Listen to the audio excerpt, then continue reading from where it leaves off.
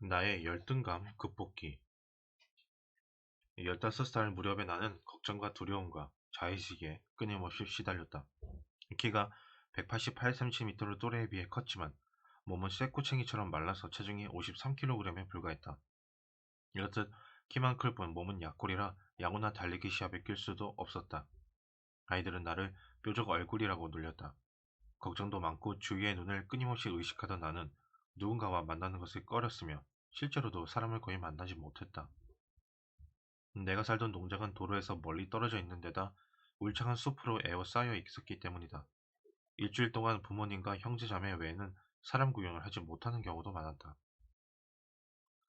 만약 내가 계속 이런 식으로 걱정과 두려움에 빠져 괴로워하며 살았더라면 아마도 인생의 실패자가 되었을 것이다. 내 머릿속은 외모에 대한 열등감과 사람에 대한 두려움으로 가득했다. 다른 생각을 할 수 없을 정도였다. 한때 학교에서 교편을 잡았던 어머니는 내 상태를 정확히 파악하고 계셨다. 그래서 이렇게 말씀하셨다. 얘야, 너는 공부를 열심히 해야 한단다. 네 외모가 네게는 늘 걸림돌일 테니 머리를 써서 먹고 살 방법을 강구해야 돼. 이 가정 형편이 어려워 학비를 지원받을 수 없다 보니 내가 벌어서 대학에 진학해야 했다.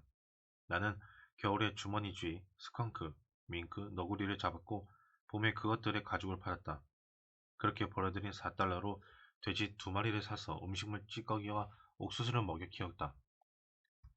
가을에는 돼지를 40달러에 팔았고 그 돈으로 인디애나주 댄빌에 있는 센트럴 사범대학에 등록금을 냈다.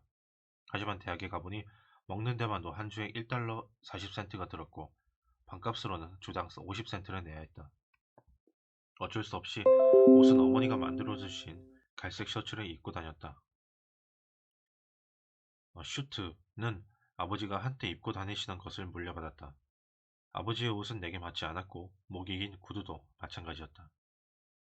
원래 이 신발은 신고 벗기 편하도록 옆에 신축성이 있는 소재로 되어 있었는데 이제는 낡아서 신축성이라고는 찾아볼 수 없었고 걸을 때 신발이 벗겨지기도 했다. 나는 너무 창피해서 다른 학생들과 어울리지 못하고 방에 쪼그려 앉아 공부만 했다. 이 당시의 가장 큰 소망은 내게 딱 맞고 남에게 보여도 창피하지 않을 만한 옷 한 벌을 상점에서 사는 것이었다. 그런데 얼마 지나지 않아 내가 걱정과 열등감을 극복하도록 도와준 4가지 사건이 일어났다.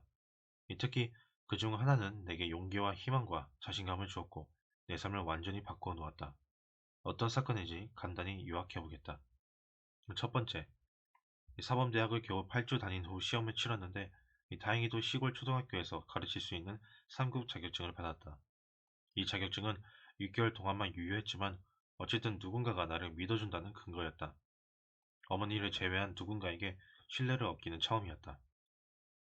두 번째, 해피할로우라는 곳의 시골 학교에서 가르치게 되었다. 하루에 2달러, 즉 한 달에 40달러를 받고 교단 생활을 시작했다. 누군가에게 신뢰를 받는다는 증거를 또 얻었다. 세 번째, 첫 월급을 받자마자 슈트를 샀다. 남에게 보여도 창피하지 않은 옷 말이다. 누군가 지금 내게 100만 달러를 준다고 해도 겨우 몇 달러를 주고 처음으로 슈트를 샀을 때만큼은 기쁘지 않을 것 같다. 네 번째, 인디애나주 메인 브릿지에서 해마다 개최되는 푸트남 축제 때 인생의 진정한 전환점을 맞았다. 처음으로 수줍음과 열등감을 극복한 것이다. 어머니는 축제의 행사로 자리 잡은 대중 연설에 참가해보라고 권하셨다. 한 사람 앞에서도 쉽게 입을 떼지 못하는 나더러 대중 앞에서 연설을 하라니 당치도 않은 생각이었다. 하지만 어머니의 기대를 저버릴 수는 없었다. 어머니는 내가 언젠가 훌륭한 사람이 될 거라고 믿으셨다. 그 믿음 때문에라도 나는 대회에 나갈 수밖에 없었다. 나는 가장 자신 없는 이야기를 주제로 선택했다. 미국의 인문학이었다. 솔직히 연설을 준비할 당시에는 인문학이 무엇인지도 잘 몰랐다. 하지만 어차피 연설을 듣는 사람들도 나와 마찬가지일 테니 상관없다고 생각했다. 나는 그럴듯한 이야기를 외우고 나무와 소들 앞에 서서 수백 번 연습했다. 어머니를 위해서라도 번듯하게 보이려고 애쓰다 보니 이 적절히 감정을 실어서 연설할 수 있게 되었다. 대회 결과 나는 1등을 했다. 너무 놀란 나 자빠질 지경이었다. 군중에게 갈채를 받았고 한때 나를 조롱하며 뾰족 얼굴이라 놀리던 친구들도 내 등을 두드리면서 네가 해낼 줄 알았어, 엘머 라고 말했다. 어머니는 나를 껴안고 흐느끼셨다. 돌이켜보니 그날 1등을 했던 일이 내 인생의 전환점이 되었다. 지역신문은 일면에 내 기사를 게재하면서 이 장래가 촉망되는 젊은이라고 극찬했다.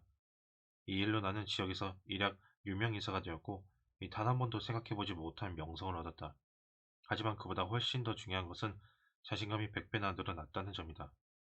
만약 그때 1등을 하지 못했더라면 훗날 미국 상원의원이 되지 못했을 것 같다. 음, 그 일로 내 시야가 넓어지고 더 먼 것을 바라보게 되었으며 스스로 인지하지 못했던 잠재력을 깨달았기 때문이다. 이 무엇보다 부상으로 센트럴 사범대학에 1년치 장학금을 받을 수 있었다. 그 일을 계기로 배움에 대한 갈망이 더 깊어졌다. 그래서 1896년부터 1900년까지 가르치는 시간을 쪼개어 공부를 했다. 드퍼대학교 학비를 충당하기 위해 웨이터와 화합으로 일했고 잔디깎기나 부기장부 기재는 물론 여름철에는 보리밭과 옥수수밭에서 일했으며 공공도로 건설 현장에서 자가를 나르기도 했다. 1896년에는 고작 19세의 나이로 무려 28회에 걸쳐 윌리엄 제닝스 브라이언 대통령 후보에 찬조 연설을 했다. 이 찬조 연설의 재미를 붙이다 보니 내가 직접 정계에 입문해야겠다는 생각이 들었다. 그래서 드퍼대학교에 다닐 때 법학과 대중연설을 공부했다. 1899년에는 버틀러 대학교와 함께하는 토론회에 학교 대표로 참석했다. 인디애나폴리스에서 개최된 이 토론회의 주제는 미국 상원의원은 일반 투표로 선출되어야 한다고 결의함이었다. 그 외에도 여러 대중연설 대회에서 1등을 받았고 1900년 대학 연보, 미라지와 대학신문 팔라듐의 편집장을 역임했다. 드퍼 대학교를 졸업한 다음에는 호레이스 그릴리의 충고를 따랐다. 하지만 그의 말대로 서부로 간 것은 아니고 남서부에 새롭게 조성된 오클라호마로 향했다. 카이오와 코만치, 아파치 인디언 보호구역이 생겨나던 무렵 나는 오클라호마주 로턴의 정부 공연 농지에 정착해서 법률사무소를 열었다. 그리고 오클라호마주 상원에서 13년, 미 연방 하원에서 4년간 일한 다음 나이 50에 평생 소원을 이루었다. 미 연방 상원의원이 된 것이다. 1927년 3월 4일부터 지금까지 상원의원으로 재직하고 있다. 오클라호마와 인디언 특별보호구가 1907년 11월 16일 오클라호마주로 통합된 이후 민주당은 계속해서 나를 주 상원의원으로 미연방 하원의원으로 마침내 미연방 상원의원으로 지명했다. 이 보잘것없는 개인적 성취를 자랑하려고 이야기를 꺼낸 것이 아니다. 누가 이런 이야기에 관심을 갖겠는가? 다만 내 사례가 나처럼 아버지가 버린 옷을 입고 걸을 때마다 벗겨지는 신발을 신으면서 부끄러움과 열등감을 느끼며 앞날을 걱정하고 있을 가난한 젊은이들에게 용기와 자신감을 북돋아 주었으면 좋겠다. 젊을 때 몸에 맞지 않는 옷을 걸치고 부끄러워했던 엘머 토머스는 훗날 미연방 상원의원 중 베스트 드레서로 선정되기도 했다.